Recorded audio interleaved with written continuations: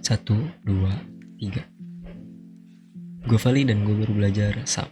Kali ini gue bakal merencanakan atau memodelkan struktur statis tertentu untuk mencari RA-RB-nya. Oke, sekarang ini adalah tampilan awal dari SAP versi 14 dan gue udah punya soal simple.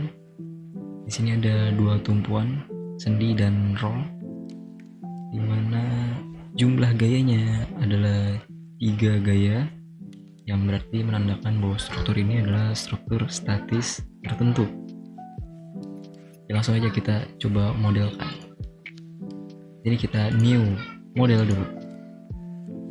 Oke, setelah new model, kita bakal memilih satuan yang kita gunakan.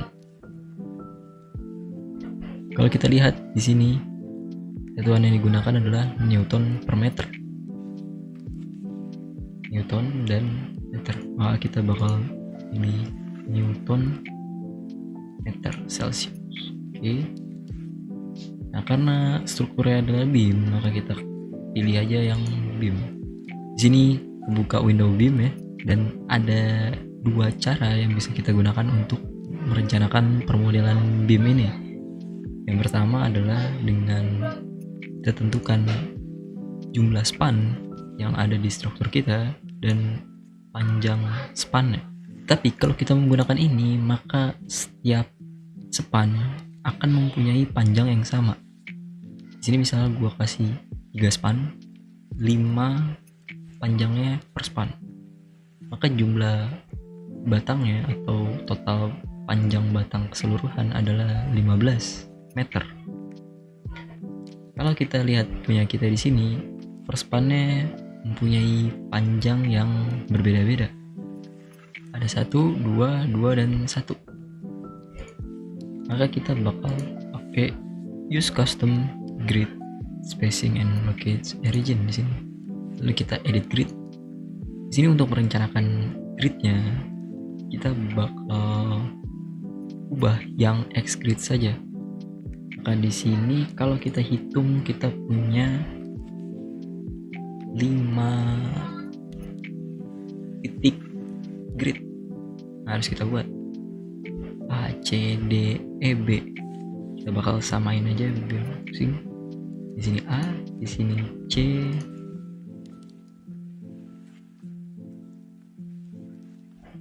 C, D, E, dan B. Oke.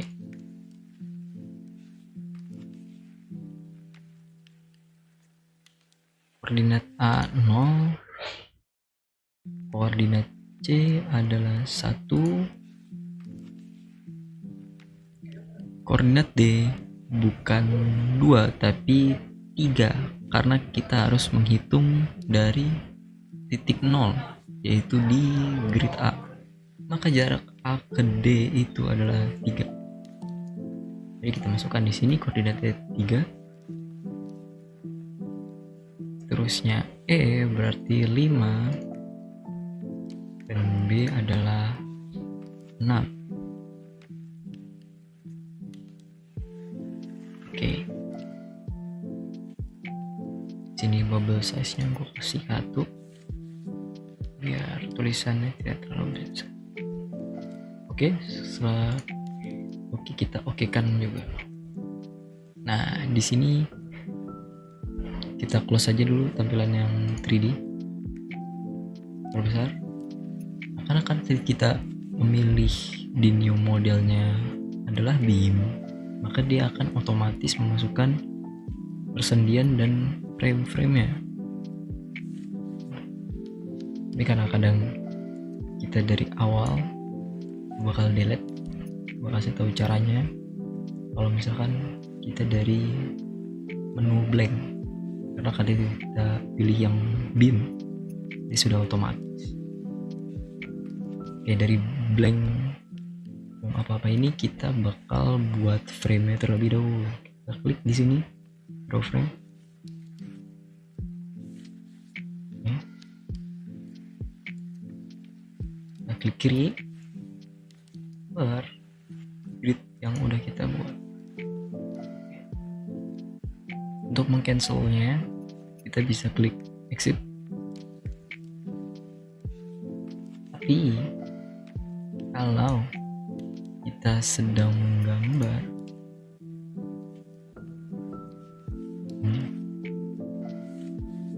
untuk mengcancel tapi tidak menghilangkan menu drawingnya, kita tinggal klik kanan.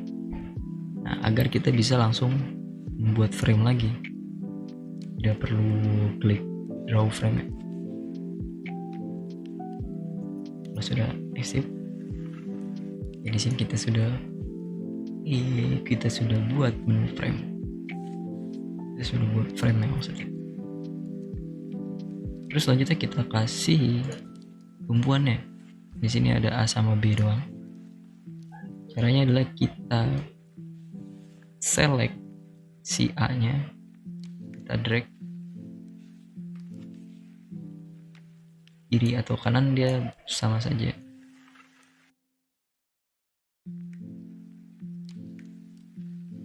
Kalau dia mengdrag dari kiri ke kanan, dia bakal men-select objek yang sepenuhnya masuk ke dalam kotak select yang kita buat. Misalkan gue bakal nyoba ini di sini. Kalau gue select dengan menggunakan dari kiri ke kanan, yang ke select itu cuman titik si grid A nya. Sementara kalau gue dari drag kanan ke kiri, maka frame A ke C ini bakal ke select juga. Ini teori yang sama kalau kalian sudah terbiasa dengan menggunakan AutoCAD sebenarnya.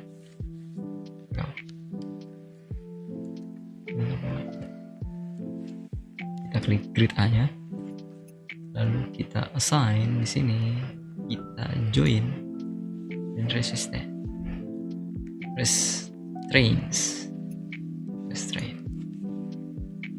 Lalu kita kiri sendi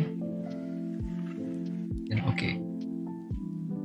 Nah, tumpuan di A sudah kita buat. Selanjutnya di B sama juga caranya. Select, kita assign, kita join, kita restrain, dan kita pilih yang rock. Oke. Sini tumpuannya sudah.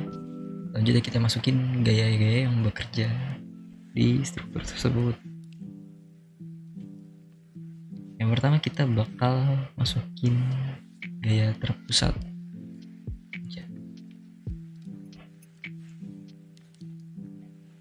Kita lihat di D dan di E memiliki gaya terpusat yang sama besarnya, jadi kita bisa langsung select aja dua-duanya, grid D dan E. Kalau kita assign lagi, kalau tadi kita join, maka ada di bawah join loads atau beban yang ada di join. Lalu kita pilih force,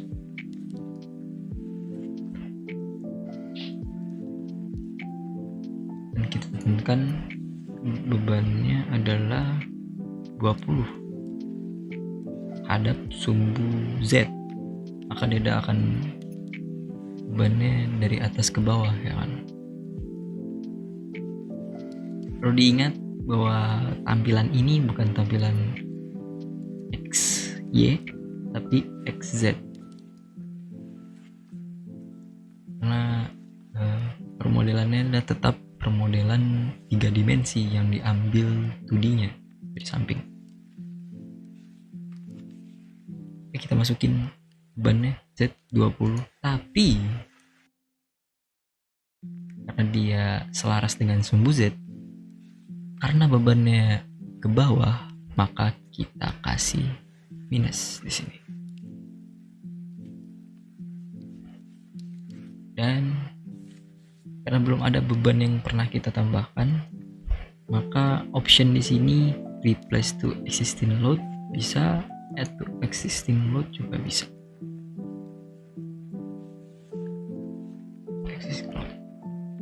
Kalau kita ingin menambahkan beban lagi di titik yang sama, maka option di sini kita harus klik add existing load agar beban yang sudah kita buat sebelumnya tidak tertimpa atau tidak ter-replace. Sebenarnya kalau emang kita mau nge-replace, kita ubah, kita select yang replace. Nah sini satu tok doang, maka karena sini satu tok doang maka tidak perlu ya. Selanjutnya kita bakal masukin beban terdistribusi di sini, dimana dia dari C ke D, frame CD, maka kita select frame-nya, dan kita assign lagi. Di sini yang nyala frame load. Kalau tadi join load, sekarang frame load. Beban terdistribusi atau beban merata ya kan. Nah, kita pilih distribute loads, dan kita masukin bebannya 12,5 Newton per meter. Karena bebannya 12,5 Newton per meter sama dari C ke D, maka kita tinggal ubah di sini uniform load 12,5. Ini add to existing load.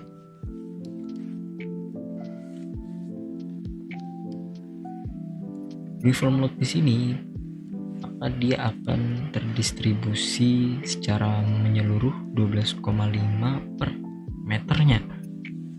Sementara kalau kalian mungkin sudah familiar dengan mekanika teknik, kalian akan menemukan beban distribusi yang dimana dia berbentuk segitiga, bukan persegi.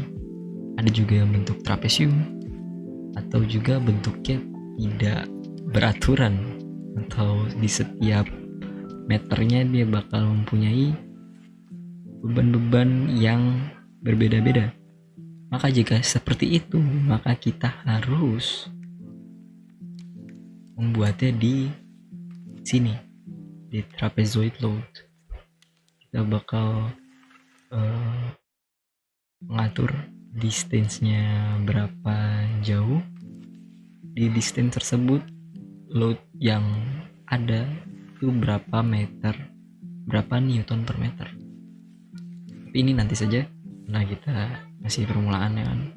Di sini masukkan saja ke sini uniform load. Oke. Maka sudah ada. Nah kalau kalian lihat beban yang sebelumnya udah ada itu hilang ya, tapi bukan kehapus, dia cuman dihilangkan karena ada beban merata yang baru saja ditambahkan ya. Buat munculin semua bebannya itu kita bisa ke display, show load, join, ini langsung di OK aja. Nah dia masih ada di tempatnya.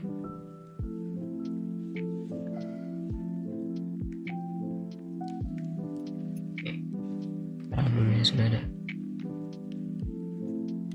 Nah, kalau bebannya udah kita masukkan, di sini kita bakal bisa langsung running. Tapi sebelum itu, saat kita membuat frame tadi, kalau kalian lihat di sini tertera line object type strict frame dan ada section di sini. Sectionnya fsec1, fsec1. Dimana kalau kita lihat di define, di section properties, di frame sectionnya, fsec1 itu sudah memiliki beratnya. Maka kalau kita running sekarang, SAP ini akan memperhitungkan beban dari material itu sendiri. Jadi kalau gue ilustrasikan seperti ini, saat kita membuat frame load, maka default material yang dipakai adalah si fsec1 ini, yang mana kalau kita membuat struktur sederhana, terkadang kita hanya ingin mengetahui reaksi perletakannya saja. Jika kita merunning sekarang saat si frame-nya sudah mempunyai material, maka perhitungannya atau analisa dari SAP ini akan memperhitungkan si berat material itu juga. Maka kita harus menghilangkan material tersebut. Dan caranya adalah kita ke define, kita ke load pattern. Di sini kalau kalian dead, yang dimaksud adalah dead load atau beban mati, yang berarti material yang ada di struktur kita. Kita bakal buat sini jadi 0. Kita nolin, kita modif load sampai yang di sininya 0. Oke. Lalu kita oke. Define load patterns tadi dimaksudkan agar si SAP ini tidak memperhitungkan beban material, apapun material yang kita gunakan. Tetapi hal tersebut tidak akan membuat si frame kita kehilangan materialnya. Kalau kita lihat, kita klik frame-nya, kita klik kanan, section property-nya tetap akan fsec 1, tidak akan hilang atau non atau ya blank. Dia akan mempunyai material yang sama, tapi tidak diperhitungkan saja gitu. Oke, setelah kita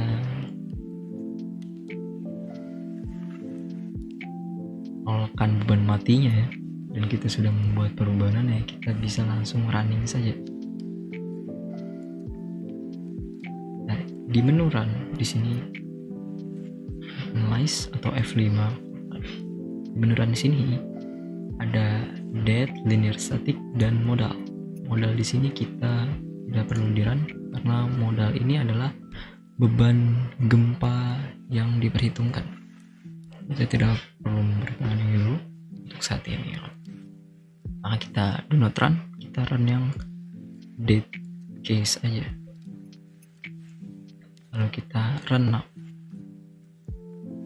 Tapi sebelum itu biasanya SAP akan meminta kita untuk nge-save file kita terlebih dahulu. Nah, kita harus save dulu. Oke. Dan ini adalah tampilan setelah struktur kita di running. Kalau kalian bisa lihat di sini batangnya lendut ya atau turun. Maka untuk membuat tampilannya seperti tampilan teknik yang bisa kita baca, kita bisa lihat di sini. Ada di show force. Kalau kalian klik tanda segitiganya, di sini kita bisa melihat join beban di peletakannya atau di batangnya. Dimana kalau kita pengen melihat reaksi peletakan, maka yang kita pilih adalah join. Oke, kita oke. Maka kita tahu reaksi peletakan di masing-masing peletakan ya. Di sini kita bisa lihat di A itu ada 30 Newton harusnya kalau kita pakai Newton, dan di B ada 35 Newton. Ada reaksi peletakan RA dan RB.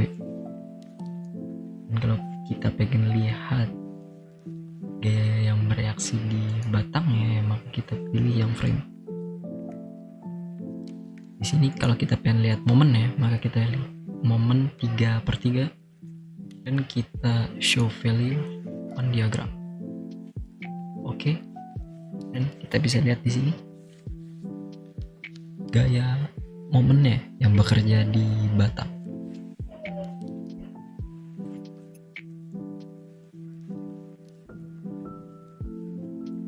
Nah, kalian bisa lihat di sini yang paling besar adalah 60 Newton ya. Dan kalau kalian mau melihat gaya geser, maka kita pilih yang shear. Nah, di sini kalau gua balik. Sudah ada perhitungannya, dimana dia memperhitungkan secara manual. RA, RB, RA nya adalah 30, RB nya adalah 35. Itu berarti analisian kita benar. Di sini 30, di sini 35. Oke. Maka reaksi perletakan yang didapatkan hasilnya sama. Itu berarti analisa permodelan kita sudah benar. Oke. Kalau kalian mau mengotak-atik peletakan kalian lagi, maka tinggal unlock di sini, unlock model. Oke, dan kita balik ke kondisi awal.